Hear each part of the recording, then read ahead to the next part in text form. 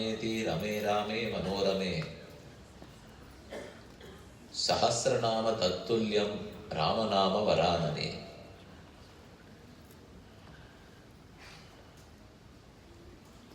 It's indeed our privilege today to have the local members of Parliament midst us. I welcome them.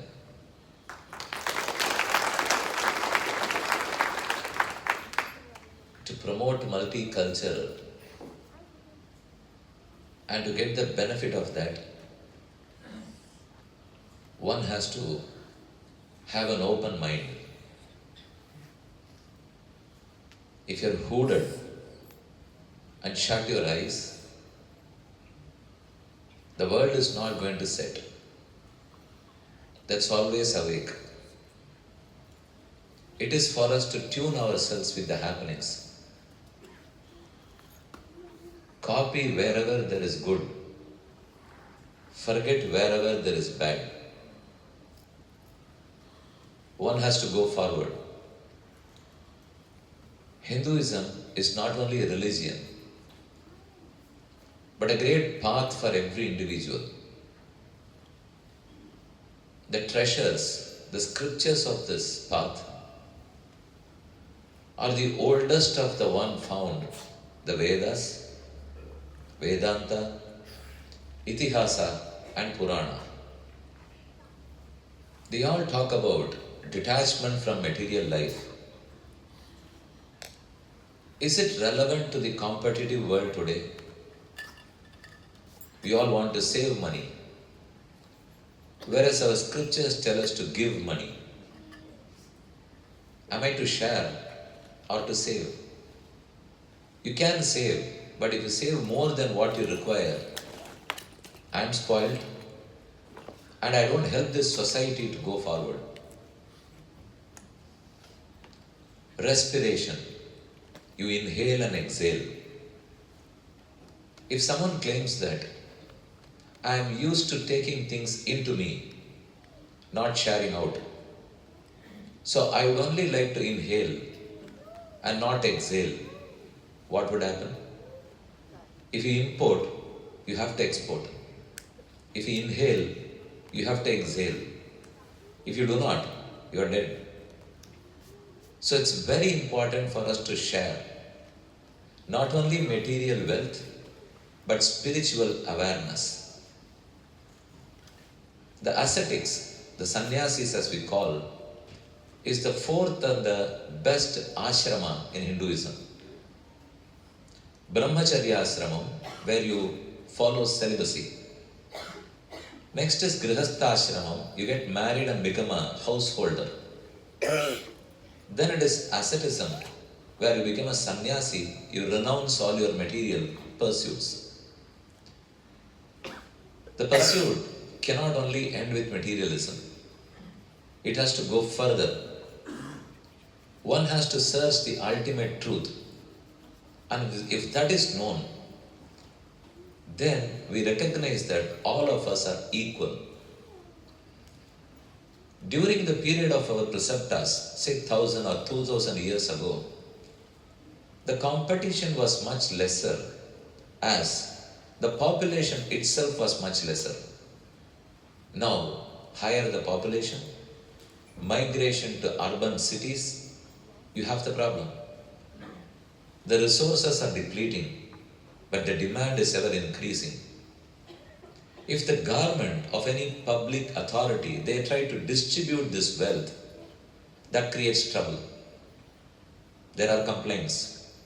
Instead, if we distribute it voluntarily, if we give away this wealth and go in pursuit of a better wealth, which is spiritual wealth, things are easy to handle. This is what always we talk in Vedas as Shanti, Shanti, Shanti. Let peace prevail, peace prevail, peace prevail. Would you like to have a lot of money, or would you like to be wealthy? Money and wealth are not equal. Both are totally different. Money can only be a means, but peace is a destination. So we have to note the difference. If you think that money itself is a destination, then it's trouble.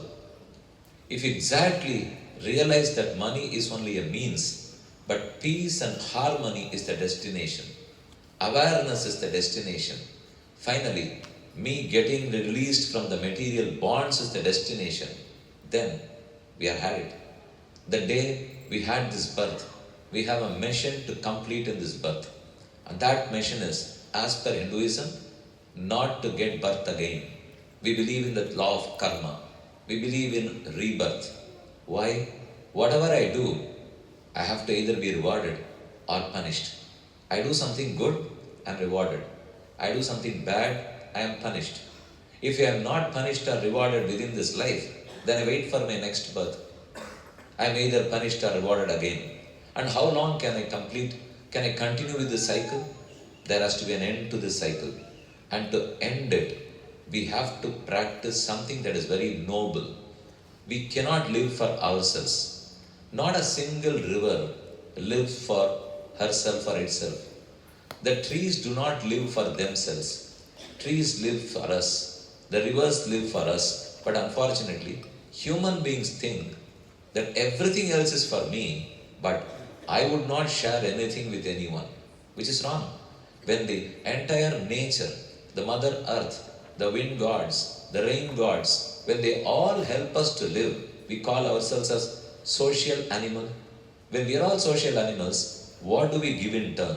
So giving in turn, which is reciprocation, is the fundamental of Hinduism, for that matter, any religion, not only Hinduism. But in case of Hinduism, the important part is that we relinquish, we renounce. Why do we talk of giving and giving, which is dana, dharma? Because that's what makes the society survive. All our rishis, they were all very renounced. They were never behind material pursuit. So we are also told to do so. But you all would like to save. You have a family to support. You want a bigger mansion, a bigger mahal. Do I do that? Do I satisfy the requests, the needs of my family? Or do I go to renounce? Both are possible. Don't think that material pursuit and spiritual pursuit are totally opposite. They are not. They can be brought under a single direction. If I am driven back to the place where I stay, there may be some other suburbs that I have to cross through. But there may be another suburb entirely in an opposite direction. If I go to that direction, I lose direction. But if I go through the places that are intermediary, I am right in my direction. Similarly, if you are young, say 25 to 35, 35 to 40, yes, nothing wrong in material pursuit. But there has to be a stage in life where you realize, you stop that and then start sharing. So think that materialism is fine. We are not condemning it. But that can't be the destination. That can only be a path. That can be a transiting period. That can be a transit place, but not the permanent place. Wherever you live, which is your home, you take care of it. You whitewash it. You maintain that building. You are so careful about that building. But if you go and stay in a hotel, in a transit flat, will you care much about that? That's not my botheration. That's the botheration of the caretaker, not mine. Similarly, if wherever is the path, the transit place, you don't take care of it much. Whatever is your destination, you set your eyes on them. Sri Krishna in Bhagavad Gita talks about karmanyevadhikaraste ma phaleshu kadachana. There are many fruits available in this world for your action. Don't ever settle for something quite mean and cheap. Instead, let us try and get to that, the ones that are much supreme to these goals, much better than these goals. If you have things for yourself, if you live for yourself, then it's only happiness. But if you live for others, it's satisfaction. As I told you, money is much inferior to wealth. Satisfaction is much superior to happiness. Happiness would be short-lived, but satisfaction can come even without any materialism. You can be satisfied even with one morsel of rice. You need not be satisfied even if I give you kilos and kilos of paddy or rice. Both are possible. So how much I am satisfied? It's easy to get satisfied. God, He is simply satisfied. How much do we offer to Him? Does He take or partake any food with us? We offer all food. In Hinduism, we offer food. We do it as a practice, and we have that food after offering to God, which we call as prasadam. He is not going to take it. No, the quantity of food is not going to reduce at all. He is going to return all food to me. Then why is that I offer to Him? Because I agree to Him, I accept Him, He is superior to me, I offer. Whether offering to God or in the name of God you offer to the poor, both are same. If you don't have the practice of offering, you will not do that with the needy even. If you have the practice of offering, you will do to God as well as the children, as well as anyone. Share not only food, not only water, but knowledge. That's very important. You have the knowledge, share it with others. If you share money, it depletes. If you share money, it reduces in your pocket, it fills the other's pocket. But if you share knowledge, you have it, you can have it and eat it too. You have it with you, and the others also have it now. You are not sharing, in fact. Even after sharing, it multiplies. In mathematics, we know of division and multiplication. You can use it here. You divide your wealth of knowledge with others, it's going to multiply. It is not going to divide. So the fundamental of Hinduism is share knowledge, share your devotion. Every place of devotion is important. Every place is divine. God is there around and in you. Recognize that. So when you are all a part and parcel of that one Almighty Brahman, which is God, you have a duty and an accountability. If you are powerful, you have to be more accountable. If you have a duty, you have to be responsible towards that duty. And when you do that duty, don't worry much about the results. Do your job. You have a control only on your actions. You don't have much control over the consequences. Let it be. But if the actions are right, then the consequence must also be right. It's only a theory. We have to put it to practice. So this is the few principles of Hinduism. Not only this Hinduism, but many religions around this world have talked about it. Only thing is we are quite old. It's all ancient.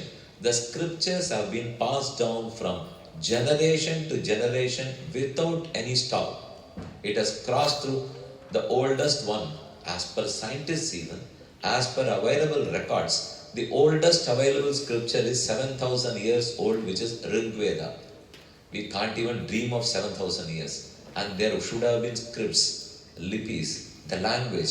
What were people doing? What was in Mohenjo-daro, Harappa, your civilization? There are so many things that history gives us. That's one side of it.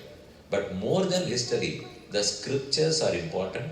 They guide us. The preceptors are very important for us. So we around here, we will certainly follow these principles that keep us good. That certainly helps us and also helps this society. With these words, I again thank both the dignitaries who have come here. I'm sure they will have more opportunities to visit India and know the culture there and also get devoted as they wanted. Thank you.